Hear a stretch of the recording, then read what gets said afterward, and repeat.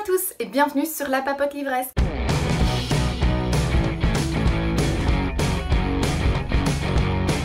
Aujourd'hui, on se retrouve pour un update lecture et j'ai de nouveau 3 livres à vous présenter et encore une fois, il s'agit de 3 livres très différents les uns des autres. Chut, viens ici. Allez, viens là. Couche-toi. Yuki, tu peux rester pendant la vidéo mais couche-toi. Voilà. Je vous parlerai d'abord du premier tome de Au-delà des étoiles, les forêts d'Akora, écrit par Thomas Clearlake et paru aux éditions Moonlight. Je vous parlerai ensuite du premier tome de La Voyageuse, écrit par Iman Eyitayo, et c'est de l'auto-édition que j'ai lu sur la liseuse en version numérique. Et enfin, je vous parlerai de mon avis sur le livre Mathilda, écrit par Roald Dahl, que j'ai ici dans les éditions Folio Junior. Comme vous pouvez le voir, il s'agit d'un mélange de genres. On a du space opéra, de la pure SF, on a de la romance fantastique young adult et on a de la jeunesse. Je commence tout de suite avec mon avis sur Les forêts d'Akora, écrit par Thomas Clearlake. Et là, on est dans un univers de pure science-fiction, on est dans l'espace, hein, c'est un space opéra. Ce sont les éditions Moonlight qui m'ont envoyé ce livre. Il faut savoir que la science-fiction et moi, on n'est pas hyper... c'est pas qu'on n'est pas copains, c'est que j'ai pas du tout de culture en science-fiction, j'ai jamais vraiment lu de SF et moi tout ce qui est Star Wars, Star Trek, Stargate, machin, tout ce qui se passe dans les étoiles, ça m'intéresse pas trop finalement. Quand les éditions Moonlight m'ont contacté pour me demander si je voulais lire leur première parution, parce que c'est une toute jeune maison d'édition, c'est leur première parution, j'allais d'abord dire non puisque voilà, c'est pas mon truc. Et puis j'ai réfléchi et je me suis dit... Bon, c'est ça aussi l'avantage de Booktube, c'est de pouvoir un peu sortir de ces sentiers battus, découvrir des choses peut-être qui vous plaisent au final alors que vous aviez un a priori un peu négatif dessus. Et la maison d'édition a eu l'excellente idée de m'envoyer le premier chapitre de cet ouvrage et je dois dire que finalement, ça m'a plutôt séduit. On suit ici les aventures de 3 missionnaires qui font partie de l'Alliance, qui est en fait une espèce d'organisation qui veille à la paix et à la sérénité entre toutes les planètes, si on veut. Et leur mission à ces trois agents, c'est d'aller récupérer un mystérieux objet sur la planète d'Akora, où en fait toutes les grosses technologies ont été bannies. Cet objet se trouve dans un monastère, ils doivent vraiment parcourir toute la planète pour y arriver. Et évidemment, ce ne sont pas les seuls à vouloir s'emparer de cet objet. Et évidemment, ça va pas se passer comme ça, sans encombre, comme sur des roulettes, quoi. Je confirme que la science-fiction, c'est pas vraiment fait pour moi. Je m'explique. Il y a plusieurs choses qui sont très bien dans ce livre. Et il y a plusieurs choses aussi qui m'ont vraiment déplu, ce qui fait qu'en fait, j'ai pas aimé ma lecture. La première chose qui m'a un peu dérangée, c'est la complexité de l'univers. Donc, étant donné que moi j'ai jamais lu de science-fiction, que la grosse fantaisie, j'ai jamais lu non plus, je suis vraiment une inculte alors que j'aime beaucoup le fantastique, j'aime beaucoup l'imaginaire, mais c'est vrai que tout ce qui est trop complexe a tendance à me rebuter. Et là, c'était un peu le cas, c'est-à-dire que c'était vraiment très complexe. Au point que, à la fin du livre, il y a une annexe en fait, avec l'explication d'un tas de termes. Et ça, moi quand je dois... Voilà, vous avez une explication sur les forêts d'Akora, vous avez un espèce d'index comme ça avec tous les termes compliqués et leurs définitions. Moi quand j'ai quelque chose comme ça où je dois faire 1000 allers-retours dans l'annexe pour voir tiens c'était quoi ça encore parce que je me souviens plus, fini quoi. Limite les livres où je dois prendre quelques notes, vous savez, pour voir les relations entre les personnages, les noms de tribus, ce genre de trucs, passe encore. Mais là, il aurait fallu que je remplisse un carnet de notes pour me souvenir des choses. C'était vraiment complexe. Et j'enlève pas ça à l'auteur, hein. C'est vraiment une création de ouf. Il y a un travail de création très important dans ce livre.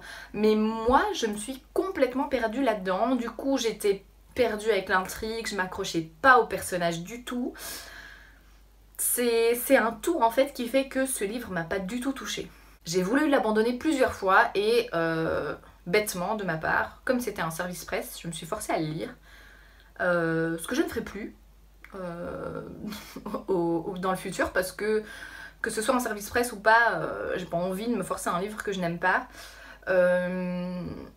Mais alors celui-ci, non, ça l'a vraiment pas fait. Alors non seulement c'est très riche, très fourni, etc. Mais en plus les noms sont compliqués. On n'a pas un héros qui s'appelle Georges, quoi. On a un héros qui s'appelle...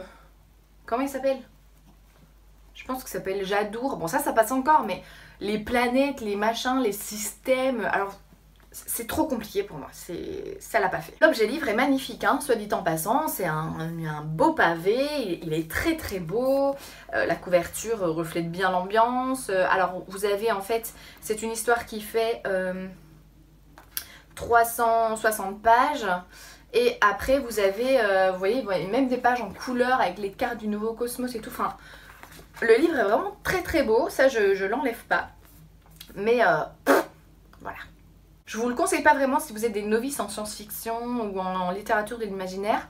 C'est un peu trop riche à mon goût. Maintenant, si vous êtes habitué à lire ce genre d'ouvrage, si vous avez l'habitude avec les univers extrêmement construits et compliqués à comprendre, ben pourquoi pas, essayez-le. Donc c'est le premier tome d'une saga de 3 tomes, je pense. Et le deuxième tome, je vais vous dire tout de suite le nom du second tome, comme ça... Le second tome s'appellera Sur le seuil des mondes.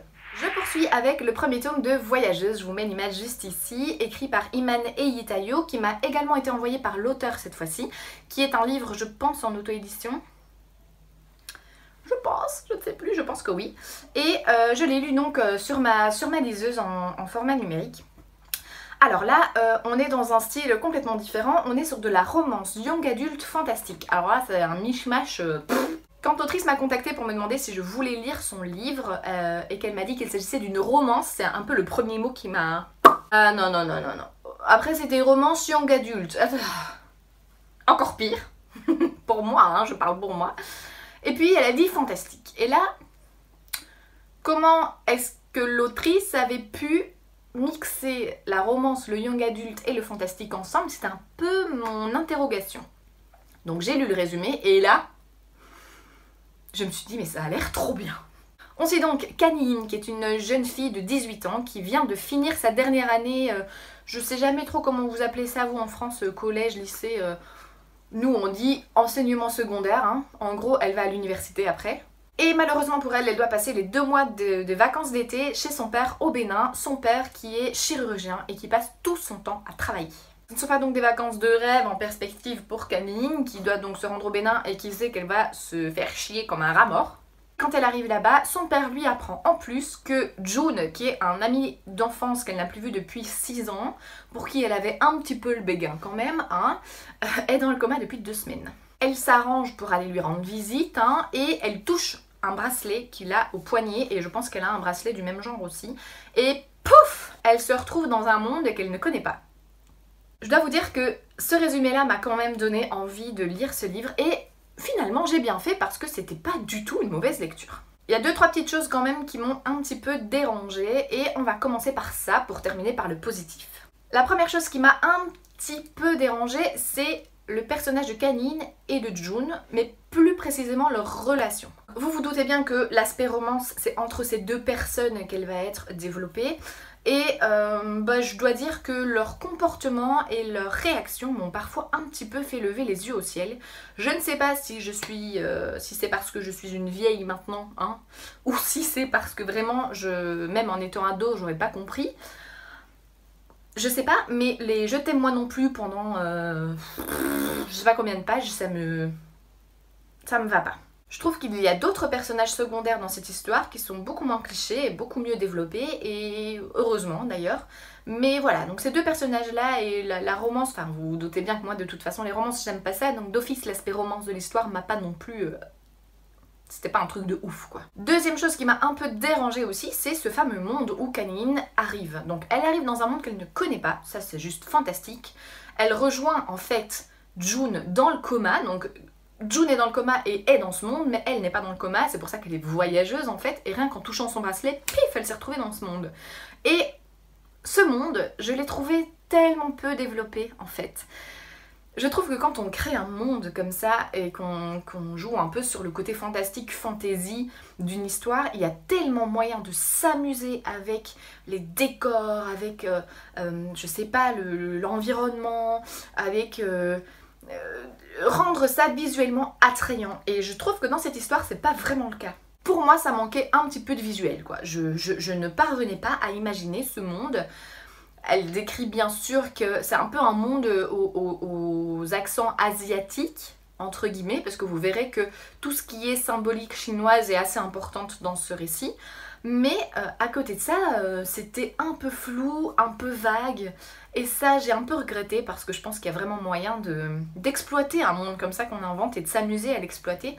Donc voilà, pour moi, ça me manquait un petit peu de construction de ce côté-là. Gros point positif de l'histoire, c'est le rythme de lecture. C'est-à-dire que c'est vraiment un page-turner. C'est un court récit, hein. Je pense qu'il doit faire 250-260 pages, mais franchement, il se lit à une vitesse. C'est très bien construit, les chapitres sont extrêmement bien rythmés, ce qui fait qu'on a toujours envie de savoir ce qui va se passer, même si, encore une fois, il y a des situations qui nous font un peu lever les yeux au ciel, moi personnellement en tout cas, mais j'ai toujours eu envie de savoir, hein, et je reprenais toujours en fait mon livre, ma liseuse, avec enthousiasme, et ça je pense que c'est une réussite. Au niveau de l'écriture, on est sur rien de fracassant, c'est un style basique. Je vais pas dire banal, parce que c'est pas banal. Banal, je trouve que c'est un peu péjoratif et je voudrais pas que ça ait une connotation négative, puisque finalement le style n'a rien de complètement révolutionnaire, mais il est tout à fait correct pour un style de young adulte. Voilà, donc il faut pas lire ce livre pour le style, mais vraiment pour l'intrigue qui est quand même vachement pas mal. Et voilà, donc c'est quand même une lecture très positive, j'ai passé un très bon moment avec ce livre. J'ai quand même envie de connaître la suite, je pense que ça va être une trilogie. Voilà, j'ai hâte de savoir ce qui se passe après, parce que la fin du premier tome se termine quand même sur une interrogation assez... tu vois ? Et je termine par un petit moment tout doux avec Mathilda de Roald Dahl. Vous savez que Roald Dahl est un auteur jeunesse que j'aime beaucoup, mais dont je n'avais absolument rien lu quand j'étais petite. Je l'ai découvert en fait avec Charlie et la chocolaterie il y a 2 ans maintenant. J'ai lu Charlie et la chocolaterie et Charlie et le grand ascenseur de verre d'affilée, les deux ensemble.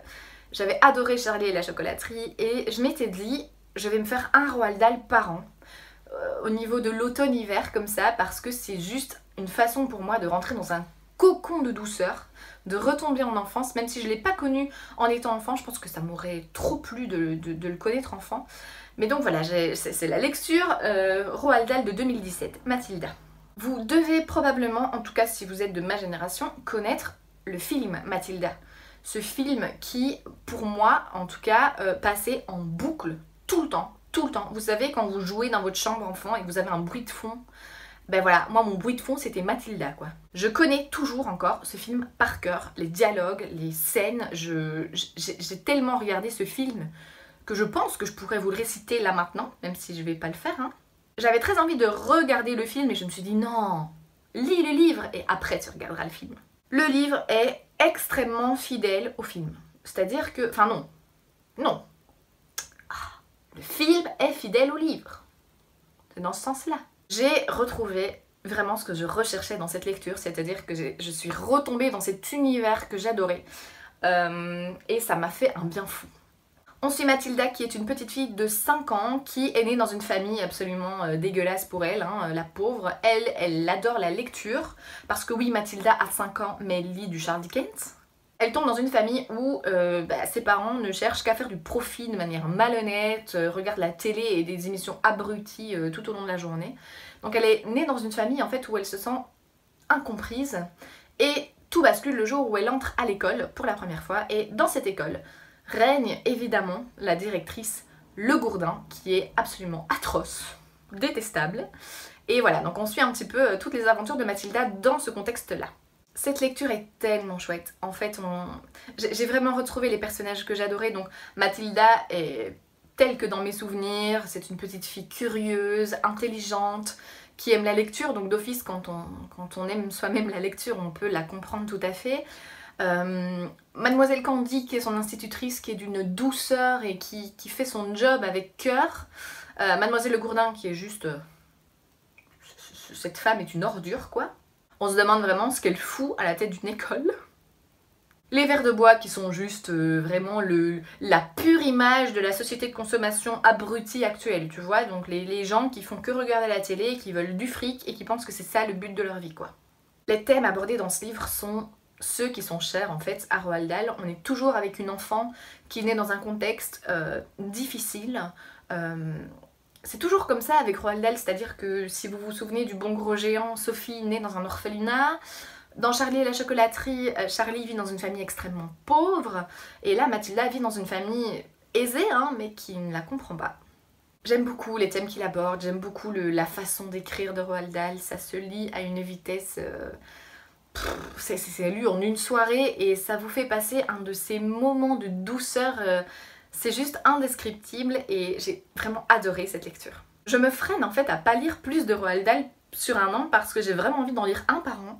Parce qu'il n'y en a pas non plus 1000 et que voilà, j'ai vraiment envie de découvrir ça au fur et à mesure. Mais Roald Dahl a vraiment, c'est un vrai conteur quoi, c'est sublime. Et voilà, c'en est tout de ce point lecture. J'espère que cette vidéo vous aura plu. Dites-moi bien sûr en commentaire si vous avez lu l'un de ces 3 livres.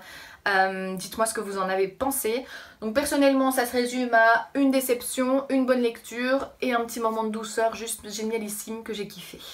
On se retrouve bientôt pour une nouvelle vidéo et je vous souhaite évidemment d'excellentes lectures jusque là et je vous dis à la prochaine.